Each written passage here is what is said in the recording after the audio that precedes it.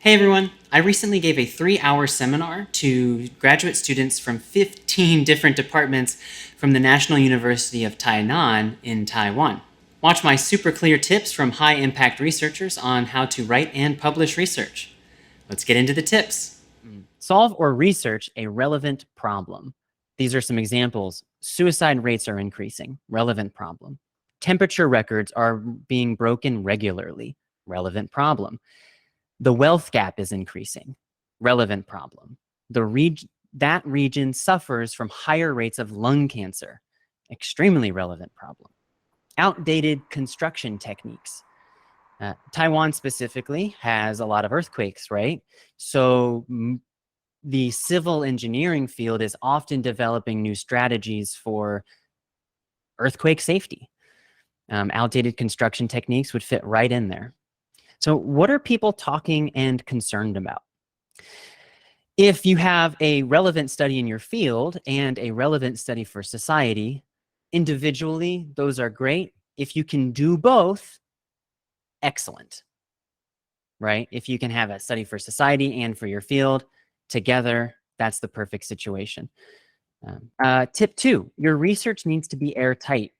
Use tried and tested research methods. Count for all variables. Does your research actually measure what it says it measures? These problems you work out really early on in your research. Before you do your study, you're listing these things out. What are we trying to study? What are we isolating? What is our control variable? Are we gathering data on what we need to be gathering data on? Takes a lot of time and a lot of practice to get that right. Correlation does not equal causation. That's a great quote my professor loved. Loved to tell us all the time. And is your research widely applicable? Can it be applied to many places? Compare your research topic with the aim and scope of your target journal. Tip 3, be a storyteller. I told you we would talk about it. Your main ideas will be easy to understand if your paper tells a story. Main storytelling elements in research. You have a central message. We have a problem, a solution, maybe, and implications. Why is it relevant? Research writing both about facts and data as well as telling a story. So we have multiple things. Be a storyteller, beginning, middle, and end. I made a video on this a while ago with Uni-edit, and it's on how to use verb tenses in research papers and how those verb tenses change the mood. So I pull up a chart like this where we can see the methodology, past tense, example sentence, discussion, present tense, example sentence.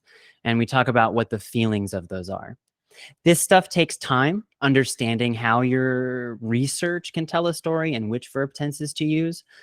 It's a whole 2-week class on its own, but I hope that this video helps you out. Tip 4, don't waste anyone's time. Don't waste anyone's time. Obvious, right? Don't waste anyone's time, but it's difficult. It is really difficult, actually. So first we have, don't repeat the same facts or points verbatim. Paraphrase and rephrase your points. So don't say, my name's Anthony and I like spaghetti. It's a terrible sentence. And then later, my name's Anthony and I like spaghetti. You'll never say the two things the same way.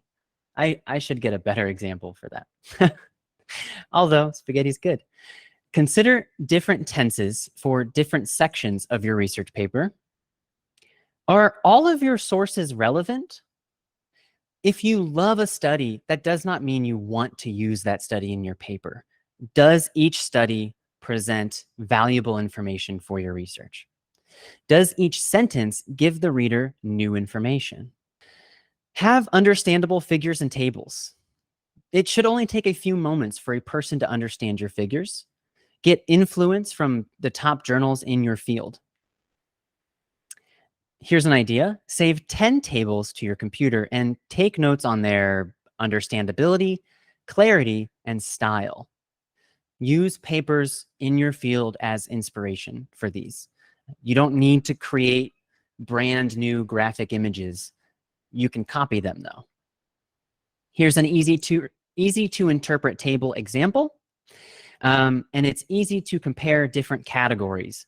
So at the top, right, birth weight category in kilograms. So when they were born, under 2.5 kilograms, 2.5 kilograms to 3.15 kilograms. So that's easy to understand that data. And then we go down, age, and your means as standard deviation. And we have data comparing all the different birth weights in kilograms and their adult attributes. It's really easy to understand this chart very quickly, and it's very clean. Hey guys, I give live presentations to university students around Asia on this topic and on similar academic writing and publishing topics. To invite me to your school, you can reach out to me via email. Thanks, and I'll talk to you soon. Tip 4, don't waste anyone's time. Continued. Be concise. Here's an example sentence. When writing a research paper, or thesis, or dissertation, it is best to write as clearly and concisely as possible in order to make the reader feel more comfortable digesting your text. Often, long and exhaustive sentence structures lead to the reader being confused and even frustrated during their reading session, which is bad. Yeah, you can just feel it by me reading that sentence, right? It's hard. It's hard to understand what I'm saying, but there's always an easier way to say something. Always. So let's look at that example. Be concise. Academic English requires clear and concise language to make the reader feel more comfortable. Long, wordy, and run-on sentences easily confuse the reader. This is the same meaning as the sentence before. The exact same meaning. This is just right. Here's a comparison of the first sentence and the adjustment. You can look at these later. Here's the second sentence with the adjustment. I want to make sure we have enough time. You must think of new insights to write and explore. A high word count requirement is not an excuse to repeat yourself. I've been editing for a long time, and I have a lot of international friends going through the university system in master's and PhD levels, and I hear this all the time. They say, but I need to write 2 more pages, and I don't know what to write. So they start repeating their points. That does not add value. In fact, it confuses the reader. Because if I read the same point twice, maybe I think, are they the same point? Then I have to go back and confirm. Because maybe this was a negative and this was a positive, and I misunderstood the first point. That's what happens when you repeat yourself. So a high word count is not an excuse. Different fields require different word counts. So all of you are maybe a little different. And here's an activity. So this is on your time. Not like try to do it on your computer, maybe in a notebook. Make this sentence more concise by removing the unnecessary words or rewording phrases. So here's the sentence with a problem. Many previous research articles have shown a significant correlation between smoking cigarettes and lung cancer. I will give you 1 minute. Try to write down on your computer what you think the concise sentence is. If you think you know, please put it in the chat. I would love to read it. Okay, research shows that smoking causes lung cancer. Oh, that's very concise. I like it. Research shows that. So if you notice, so research shows versus previous research. All research is previous, right? You'll never cite a future study. All research is previous, so you don't need it. So I really like that. My sentence is a little more full. So here's mine.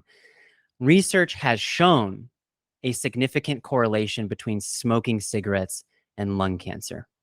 Here's one more. This sentence with the problem. The experiment was halted due to the fact that funding was withdrawn. The sentence is a lot shorter. So take a minute. How would you make this sentence shorter? The research was halted in fact that funding was withdrawn. Ooh, you're close. Very close. Due to the funding was withdrawn. Yeah? So due to the fact, that's your problem. So both of these, ooh, well done. The experiment was halted because funding was withdrawn. Because funding was withdrawn. That funding was withdrawn. Yeah, you all found the problem. So good. That that warms my heart. I'm glad you are all on the right page. So due to the fact is wordy. Because is the easiest way to say it. Nice job. So activity recap, if you read international journal articles regularly, then you will begin to recognize how authors structure their arguments and ideas. Reading regularly. I have right here scientific book, Astronomy Now book. It's a magazine. And all of this stuff in this magazine is all scientific related, but it's in a magazine, so it's a little more interesting. But I can still learn interesting phrasings, maybe, that are very astronomy specific. Good example, right? You can do that. Every field has a magazine, yeah? Yeah, for sure. Hey guys, a quick mention about my company, Uni-edit English Editing. You can have your research paper edited professionally by a team of over 100 editors at Uni-edit to have the best chance at being accepted by an international journal. Visit the Uni-edit website link below for details and prices. Tip 5, consider your audiences. Theses and dissertations, you write those for your professor and the review committee. Yeah, those are the only people that will read those. But a journal article, those are for an international audience. If you write a dissertation, if you want to publish that, you might have to change quite a bit of your paper. Maybe, case by case. So consider that this is you. No, this is a researcher. This is not you. You are later. Consider this is a researcher and they want to write a paper. So they get inspiration from 5 other people. Maybe inspiration, maybe they are citing other papers. So this is a citation up here, another citation, another citation, another citation. But how did this paper get written? This paper was written by citing many other papers. And so were these, and so were these. So consider your audience. You don't know. An international audience, you could have people from Brazil reading your paper and then writing more research. Maybe you are all the way over here in this web, and maybe you get cited one time. I don't know, maybe 100. Maybe it's somebody close to you, so maybe it's lung cancer research. But maybe somebody on the other side of your medical field is studying thyroid cancer. Maybe you get a citation from way over here, or maybe you need their research. You're in a web, you're in a community of researchers. So you're not just writing a paper for yourself or for your field. Let's make this one step farther. Let's say we have engineering and medicine and computer science and psychology. Now, they're all so different, right? What could they possibly have in common? But psychologists sometimes need to reference engineering papers, maybe in industrial design, maybe when they're building a workplace and they want to say, how do we make this workplace happy for people? Well, you need an engineer to build it. Medicine, psychology uses a ton of medicine. A ton of medical research goes into psychology. And computer science uses a lot of psychology. How do we make this platform easier to understand? Your papers are all like this. You fit into a huge web of research of international researchers. It's a great shift in perspective to think about your paper from a different view. Tip 5, consider your audiences continued. Who will read your title? Who will read your abstract? Who will read your full paper? These three audiences are so different. Maybe Maybe 1,000 people read your title, but only 10 read your abstract and only 2 read your paper. Maybe 1,000 read your paper. So your title needs to be widely understandable to a massive audience. And then your abstract gets a little more specific and your full paper can get very specific. These 3 sections serve different purposes. Papers are written for the global audience. Assumptions about what other people know can lead to a confusing paper. That's just a good tip. Tip 6, set realistic expectations. So most research papers don't have a chance to get into the top journals, and that's okay. There are hundreds of trustworthy, impactful journals. Compare your research paper to the aims and scope of many journals and focus your applications on the journals that closely match your paper. You can also write a paper or edit a paper with the aims and scope of a journal you want to target in mind. Here's the Lancet. The Lancet is a wildly popular medical journal, and they have a bunch of subsections. So the child and adolescent health, their aims and scope are down here at the bottom. Tip 7, learn how to transition naturally. This is hard. This is really hard. Transitioning naturally is how you tell your story, and it's how you connect ideas. Research papers can be very long. Connecting many ideas together throughout your paper can be challenging. Use transition words sparingly. Sparingly means very few. If you have a paragraph with 5 sentences and it goes, in addition, furthermore, on the other hand, it's not easy to read. It's not easy to read. Take the time to learn how other published authors in your field use these in their writing. In addition, also, besides, moreover, on the other hand, but, furthermore.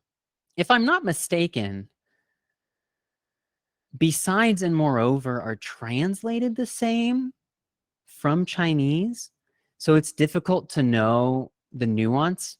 I also made a video about this on Uni-edit's channel, and I might link it for you later.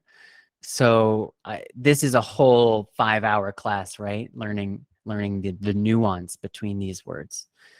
So study them carefully. Use them carefully.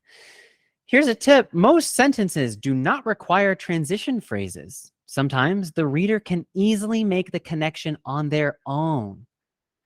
Cool. Just like this paragraph. I didn't need a transition sentence. And sometimes, moreover, sometimes the reader can make the sentence on their own, easily make the connection. Moving on, tip 8, don't wait, start now. Tip 8, don't wait. Look at that, poetry. Writing your paper takes many months. Editing and revising your paper may take many weeks. Preparing to publish takes many weeks.